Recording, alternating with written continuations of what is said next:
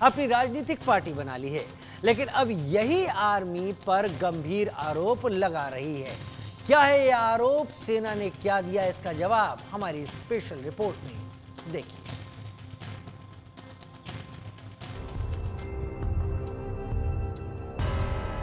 बांग्लादेश सेना राजी, हसीना की होगी घर वापसी। ढाका में होगा खेला, डर गया यूनुस का चेला। तख्ता पलट की आहट, सत्ता बदलेगी करवट। शेख हसीना के तख्ता पलट और उनके देश छोड़ने के बाद से आज तक बांग्लादेश उथल पुथल के दौर से गुजर रहा है। देश चलाने के मामले में आंतरिक सरकार के मुखिया मोहम्मद यूनुस पूरी तरह फेल साबित हुए हैं। उनके सत्ता संभालने के बाद से यहां हिंदुओं पर अत्याचार जारी है। लेकिन अब यहां नया खेला शुरू हो गया है। हाल में बनी नेशनल सिटीजन पार्टी और आर्मी आमने सामने है। नेशनल सिटीजन पार्टी उन्हीं छात्रों ने बनाई है जो शेख हसीना के खिलाफ जारी आंदोलन के अगुवा थे और आर्मी की मदद से हसीना को सत्ता से बेदखल किया था। लेकिन अब यही छात्र नेता आर्मी पर यूनुस के तख्ता पलट की साजिश का आरोप लगा रहे हैं। इनका कहना है आर्मी हसीना की घर वापसी कराना चाहती है। हालांकि सेना ने छात्रों की पार्टी एनसीपी के इन आरोपों को हास्यास्पद और मनगढ़ंत कहानियां बताते हुए सिरे से खारिज किया। छात्रों के आरोपों में कितना दम है, इसको लेकर हमने एक सर्वे किया जिसमें हमने लोगों से जानने की कोशिश की कि क्या बांग्लादेश में फिर शेख हसीना की वापसी हो सकती है। एनसीपी के दावे में दम है। क्या बांग्लादेश में मोहम्मद यूनुस सरकार के तख्ता पलट का काउंटडाउन चल रहा है। मोहम्मद यूनुस बांग्लादेश की सत्ता संभालने में नाकाम साबित हुए हैं। क्या है इस पर लोगों की राय, इंडिया न्यूज आपको बताएगा। आप बने रहिए हमारे साथ और देखते रहिए आंकड़े हमारे, फैसला आपका। Bureau report, India news.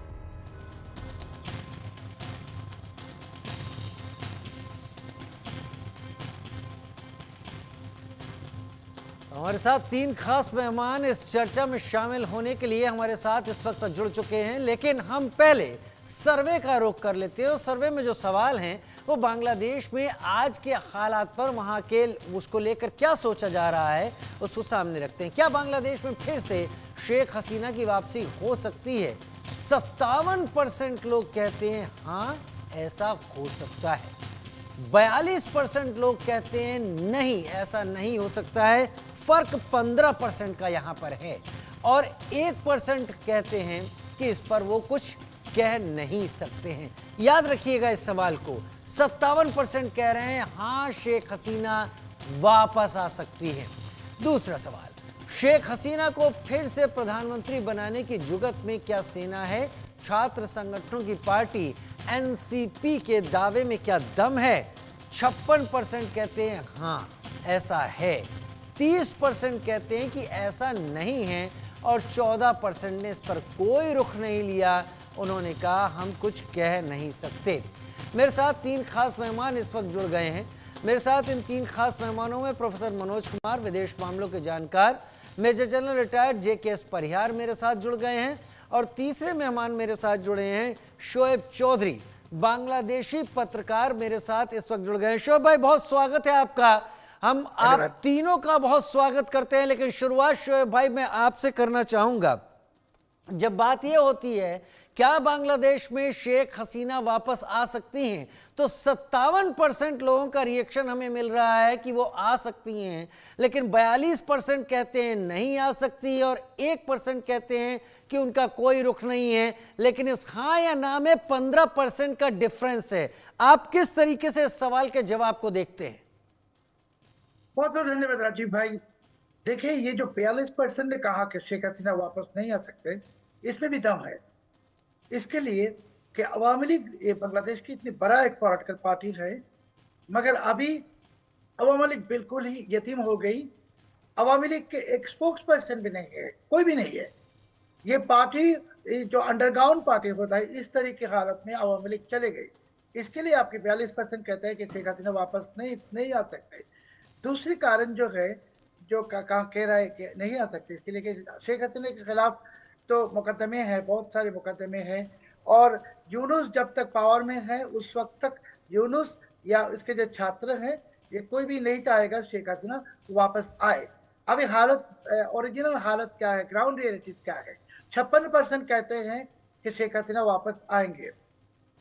ये कहने के कारण है कि बांग्लादेश की आर्मी ने कल ही एक प्रोग्राम में कह दी कि जो छात्रों जो वुंडेड हुआ जुलाई में और अगस्त में, ये लोग छात्र लोग कह रहे थे कि इसके ये उनकी क्या कहते हैं रेवोल्यूशन है, मगर आर्मी ने, बांग्लादेश आर्मी ने कहा कि रेवोल्यूशन है नहीं, ये कू थे। तो अगर कू है तो बांग्लादेश के लॉ के जरिए कू की सजा है सजाए मौत। सो कू, आर्मी कह दिया ये कू है, ये रेवोल्यूशन नहीं है।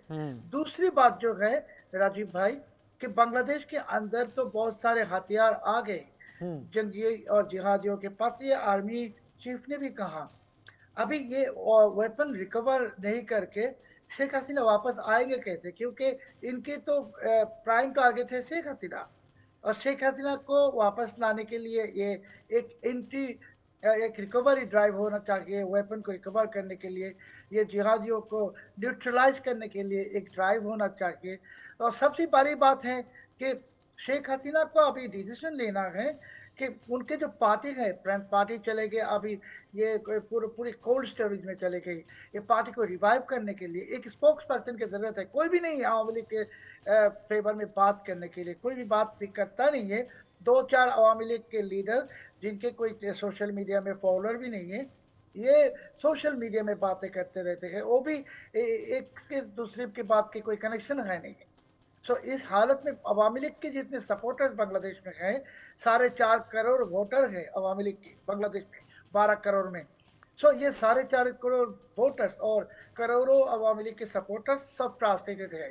वो सोचते हैं कि अवामी लीग खत्म हो गई, और ये जो सिचुएशन है, सिचुएशन की एडवांटेज ले रहे यूनुस और इसके जो आप कहते हैं छात्र, ये एनसीपी, बिकॉज एनसीपी जो है नेशनल सिटीजन पार्टी, इसका एक्चुअली बांग्लादेश में 0.50% वोट बैंक भी नहीं है। और जो इलेक्शन अगर होगा, 300 पार्लियामेंट आसन है बांग्लादेश में, इसमें एक भी सीट इसको नहीं मिलेगा। सब के सब सीट में ही इसके जमानत भी बाजियाब्त होगा। कि बांग्लादेश में अगर आप पार्टी कहते हैं राजीव भाई, तो अवामी लीग है, बीएनपी है और जमात इस्लामी है, और छोटा मोटा पार्टी भी है जातीय पार्टी की तरह। मगर ये एनसीपी का कोई इलेक्शन लड़ने का कोई ताकत अभी तक हुआ नहीं। ये 5-6 साल लगेगा इलेक्शन की ताकत के लिए। वही चाहते यूनुस कि 5-6 साल बाद इलेक्शन करे। सो यही टोटल सिनेरियोज है कि आपने जो पूछा हसीना के वापस के बारे में, कि हसीना को डिसीजन लेना है कि वापस वो आने चाहते हैं कि नहीं। अगर चाहते हैं तो उनके पार्टी के एक स्पोक्स पर्सन चाहिए। दूसरी, उनके पार्टी के चारों तरफ जो चोर और डाकूज है जिसने बांग्लादेश को लूटा, ये तो सही है। सो इन लोगों के खिलाफ भी उनको एक्शन लेना है। हमारे को लगता है कि अवामी लीग को एक रिफॉर्म की जरूरत है, और शेख हसीना की पहले डिसीजन लेना है कि वो खुद वापस आने चाहते हैं कि नहीं चाहते। ठीक है, आपने बड़ा साफ यहाँ पर बात कह दी कि नेशनल सिटीजन पार्टी जो इन सब लोगों ने मिलकर बनाई है, इसका अभी कोई वजूद नहीं है। ये केवल पब्लिसिटी बटोरने के लिए बयान दे रहे हैं, और उसमें मोहम्मद यूनुस के कुछ बयानों को भी टारगेट करते हुए दिखाई पड़ रहे हैं। मेजर जनरल जेकेएस परिहार साहब, आपसे सवाल सीधा, पहला तो ये कि इन 2 सवालों में जिसमें शेख हसीना की वापसी की उम्मीद जता रही है बांग्लादेश की जनता, क्या ये वाकई हवाई जवाब है, या आपको लगता है ग्राउंड पर ऐसा कुछ है जो कि अगर इलेक्शन होते हैं तो जमीन पर देखेगा? दूसरा, वकारुज्जमा जो कि आर्मी चीफ हैं, उनके और मोहम्मद यूनुस के बीच में क्या आपको भी डिफरेंसेस समझ में आते हैं, जिसके चलते एनसीपी वहां पर अपना एक अलग स्टैंड लेती हुई दिखाई पड़ रही है? मेजर जनरल परिहार। मैं समझता हूं कि इसके लिए हमें कहीं भी अगर कोई नई पार्टी होती है और किसी तरह का आंदोलन के बाद निकली है, तो आप ये मान के चलिए कि ये पार्टी आंदोलन के अंदर से नहीं निकलती है। आंदोलन बनाए जाते हैं और पार्टी उसमें से बनाई जाती है। उसमें कई सारी एजेंसीज इन्वॉल्व होती हैं, इंटरनेशनल भी होते हैं, हम लोग देख चुके हैं, मैं किसी का नाम नहीं लूंगा। और उसके बाद में उसमें दूसरे लोग इन्वॉल्व होते हैं। शोएब भाई ने बहुत अच्छी तरह से एनालाइज किया है कि अवामी लीग के काफी सपोर्टर्स हैं, और आज का जो माहौल है उसमें अवामी लीग का रिवाइव होना इमीडिएटली विजिबली रिवाइव होना बहुत मुश्किल है। वो अंडरग्राउंड ही उनको रहना पड़ेगा और धीरे धीरे अपनी इमेज वो बिल्टअप करेंगे। जो सेड जो है स्टूडेंट्स एजुकेशन अगेंस्ट डिस्क्रिप्शन था, जिनके भी पार्टी आई है, उन्होंने ही मोहम्मद यूनुस को सामने बिठाया था। वो एक इंटरनेशनल चेहरा रहेंगे, नोबेल लॉरिएट है, उम्र 85 साल है, कोई पॉलिटिकल बैकग्राउंड नहीं है। तो सारे लोगों ने इनको सामने बिठा के सोचा था कि इनसे हम करके कुछ 6-7 महीनों में इलेक्शन का नाटक करेंगे और बीएनपी जमायते को उसमें आने नहीं देंगे और अवामी लीग को तो हम इलेक्शन लड़ने के लिए बैन कर देंगे। तो ये सब था, हमारा यूनुस साहब अब जम के बैठे हुए हैं। इस हालात में आर्मी के पास में मैजिस्ट्रियल पावर है, पुलिस पूरी पावर उनके पास में दी हुई है और काफी स्ट्रांग है, तो ऑब्वियसली अभी कन्फ्लिक्ट, टग ऑफ वार इसमें चल रहा है। और यही देखिए कि आप खालिदा जिया के बेटे जो कि तारिक रहमान इसके बीएनपी के कार्यकारी अध्यक्ष हैं, उन्होंने भी एनसीपी के खिलाफ अभी बोलना शुरू करा है और आर्मी को सपोर्ट देने की बात की है। तो बेस उनका बांग्लादेश में आर्मी का ही रहेगा। यूनुस जो है वो जब तक इंटरनेशनल प्रेशर उनके ऊपर ना होगा या आर्मी हावी नहीं होगी, वो इलेक्शन कराएंगे नहीं, क्योंकि उन्हें अब सत्ता का सुख जो है वो उन्होंने चख लिया है और अब वो इसको इतनी आसानी से छोड़ने वाले नहीं है। अब अगर इलेक्शन होते हैं तो अगर यूनुस की लीडरशिप में इलेक्शन होंगे तो एक तरह के वो जो होते हैं आई वॉश इलेक्शंस होते हैं, उसी तरह के इलेक्शंस होंगे जैसे कि इस तरह की तानाशाही देशों में होते हैं कि कुछ सबको बैन कर दो, पाकिस्तान में इमरान की पार्टी बैन हो गई, इंडिपेंडेंट हो गई, इसी तरह के कुछ इलेक्शंस होंगे और डिक्लेयर हो जाएगा कि एनसीपी जो है वो मेजॉरिटी ले गई, अगर एनसीपी और यूनुस में समझौता हो जाता है। मगर आर्मी की आज की पोजीशन को देखते हुए मुझे लगता है कि आर्मी की कोशिश यही रहेगी कि यूनुस जो है उनको जितना जल्दी से जल्दी यहाँ से उठाया जाए, उनका अंतरिम सरकार को, और इलेक्शंस हो, और जिसमें अगर इलेक्शंस भी होंगे तो इस इलेक्शंस में अवामी लीग जो है वो उसको ये लोग इलेक्शन लड़ने नहीं देंगे। उनके लोग जैसे पाकिस्तान में इमरान की पार्टी हुई वैसे इंडिपेंडेंट खड़े होंगे और अल्टीमेटली इस बार अगर कोई सरकार बनती है तो बीएनपी के और जमायतें वही इसमें सरकार में आएंगे और मुझे लगता है कि आर्मी उसको उस हालत में सपोर्ट दे सकती है। आगे चल के फिर ये हो सकता है कि 5 साल बाद और उसमें ये अवामी लीग आगे आ जाती है। तो हाल फिलहाल जब तक कोई इंटरनेशनल स्ट्रॉन्ग सपोर्ट या कोई कूटनीतिक सपोर्ट ना मिले शेख हसीना का दोबारा वहाँ की पॉलिटिक्स में एक तरह से विजिबल होना और रिलायबल रिप्लेसमेंट होना मुझे लगता है अभी दूर है। आपको इंटरनेशनल सपोर्ट की दरकार यहाँ पर दिखाई पड़ती है, जिसके चलते शेख हसीना अपनी जगह बना पाएंगी। हालांकि बांग्लादेश गाहे बगाए इस बात का इल्ज़ाम भारत पर लगाता रहा है कि भारत सपोर्ट कर रहा है शेख हसीना और अवामी लीग को। लेकिन प्रोफेसर मनोज कुमार, आपने शोएब भाई को भी सुना, आपने मेजर जनरल जेके परिहार को भी इस वक्त सुना होगा। क्या जो सवालों के जवाब निकले जिनमें उम्मीद जता रही है जनता कि लौट सकती हैं, वापस आ सकती हैं शेख हसीना, क्या अवामी लीग, क्या शेख हसीना के सपोर्टर जब तक इलेक्शन प्रोसेस शुरू नहीं हो जाता, इंटरनेशनल ऑब्जर्वर्स उतर नहीं जाते बांग्लादेश में, तब तक वो हाइबरनेशन में रहेंगे, चुपचाप रहेंगे और तब तक जो भी हम कयास लगा रहे हैं वो असलियत से दूर माने जाएंगे? जी राजीव जी, अभी शोएब जी ने और परिहार जी ने जो बात कही है वो बिल्कुल ही एक तरीके से आपका जो सर्वे है उसी को एक तरीके से रिफ्लेक्ट कर रहा है। लेकिन मैं चूंकि एक चीज कहना चाहूंगा, जब किसी भी देश की उत्पत्ति होती है या कोई भी देश जब बनता है तो उसके अपने कुछ आइडेंटिटिकल पहचान होती है। तो बांग्लादेश का जब ओरिजिन है और उत्पत्ति है तो इस तरीके के जितने भी देश हैं वहाँ पे करिस्मेटिक लीडर का बहुत ही इंपॉर्टेंट रोल होता है।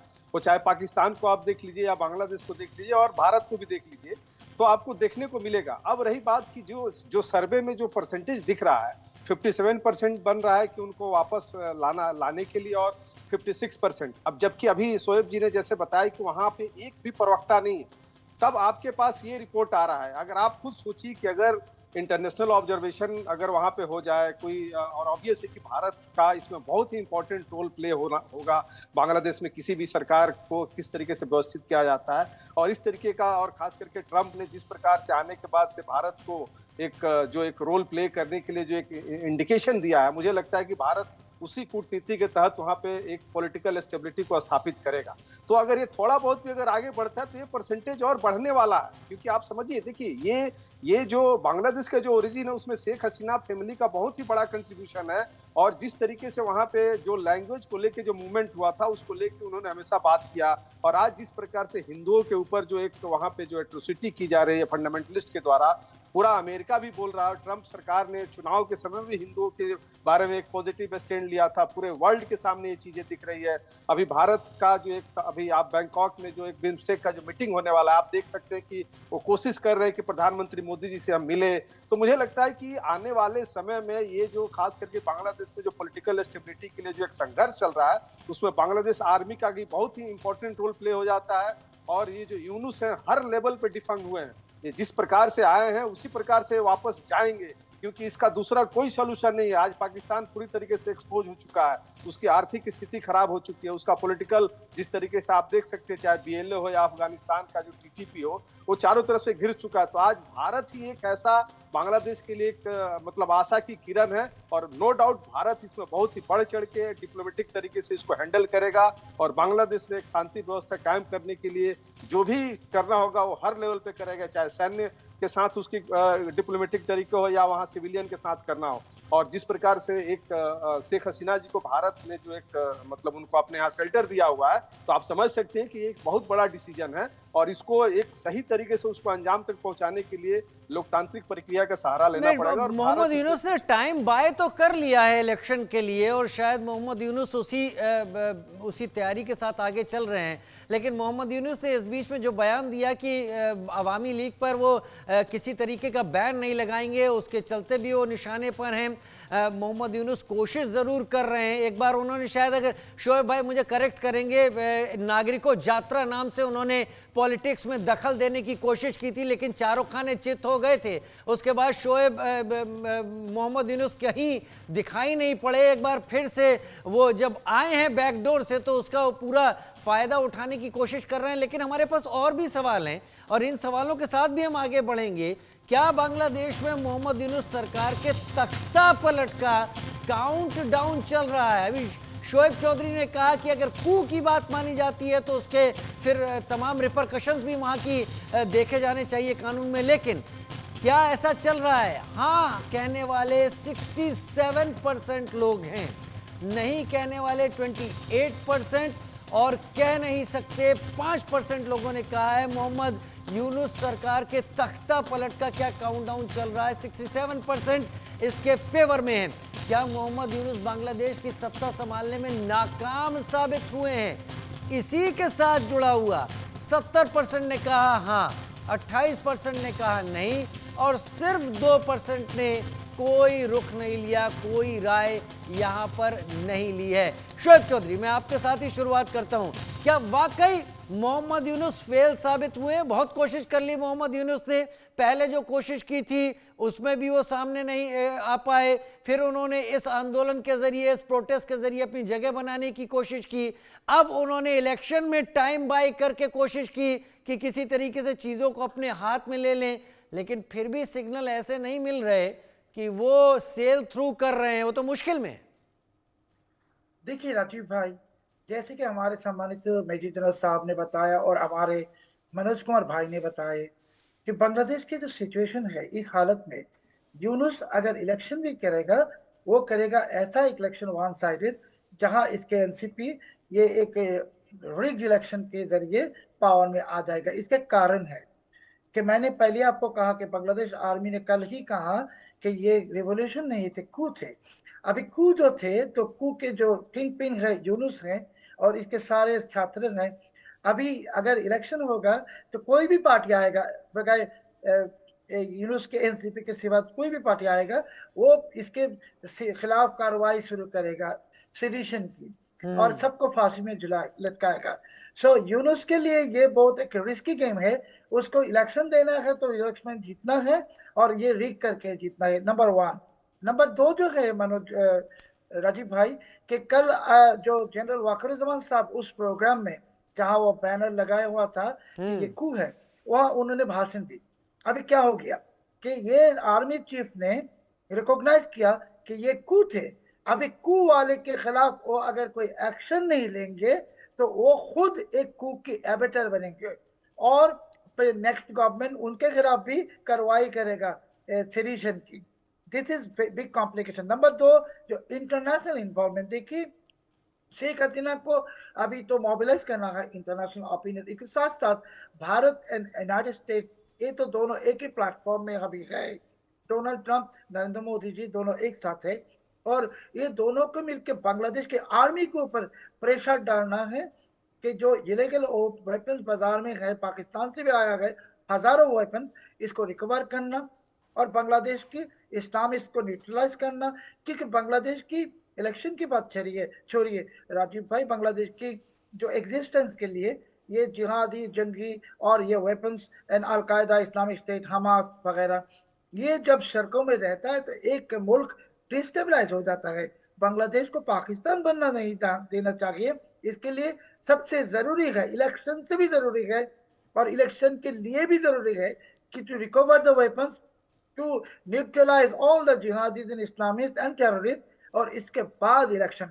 मगर ये जो neutralising jihadis, Islamist and terrorist and recovering weapon Yunus के अंडर में हो नहीं सकते। इसके लिए बांग्लादेश में president can president can dissolve this interim government of Yunus and form a caretaker government, और स्टेट ऑफ इमरजेंसी डिक्लेयर कर देंगे। देख के बांग्लादेश को पहले नॉर्मलाइज करना है सिचुएशन को, और बाद में इलेक्शन के बाद। अभी इलेक्शन की कोई कारण भी नहीं है, कोई वजह भी नहीं है, कोई चांसेस भी नहीं है। सबसे आगे, सबसे पहले प्रायोरिटी है recovering the weapons and neutralising the जिहादी। मेजर जनरल जेके परिहार, क्योंकि आप भी आर्मी से हैं और वकारुज्जमा जो कि वहां के आर्मी चीफ हैं, आप बहुत बेहतर तरीके से समझते होंगे। इससे पहले भारत में भी एक बड़े अखबार में इस तरह की रिपोर्ट्स छपी थी कि वहां की आर्मी में दो फाड़ होता हुआ दिखाई पड़ रहा है, क्योंकि वकारुज्जमा के जो स्टेटमेंट हैं जिनको बेस बना रहे हैं शोएब चौधरी, उसके मुताबिक कुछ ना कुछ तो करना पड़ेगा। प्रेजेंट कंडीशन को देखते हुए आर्मी को कोई कदम उठाना पड़ेगा। नई सरकार उसको किस तरीके से लेती है, कोई भी सरकार अगर आए, क्या वकारुज्जमान बांग्लादेश की पॉलिटिक्स में एक पोल बन गए हैं, जहां पर मोहम्मद यूनुस के लिए अब तक जो सिग्नल आ रहे हैं वो सिग्नल हाशिए पर जाते हुए ज्यादा दिखाई दे रहे हैं कि वो मेन स्ट्रीम पॉलिटिक्स में नहीं रहने वाले?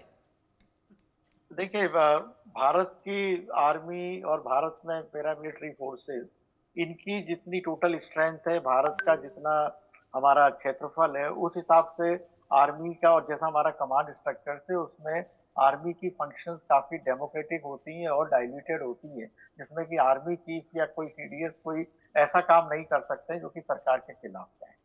बांग्लादेश में इसके मुकाबले में उनकी आर्मी की स्ट्रेंथ कम है और उनका स्ट्रक्चर्स में, जैसे कमांड स्ट्रक्चर्स हमारे होते हैं, उसके मुकाबले में काफी अलग है। और यही दूसरा, वहां पर पैरामिलिट्री फोर्सेस और पुलिस उतने शक्तिशाली नहीं है, तो आर्मी चीफ वहां पर बहुत शक्तिशाली हो जाते हैं। और यही वजह है कि यूनुस को भी जब आए थे तो जो दंगे फसाद, वहां पर पुलिस उसको संभालने में बिल्कुल ही असमर्थ थी, तो उन्होंने आर्मी को पुलिस की और मैजिस्ट्रियल पावर उसमें दी हुई है।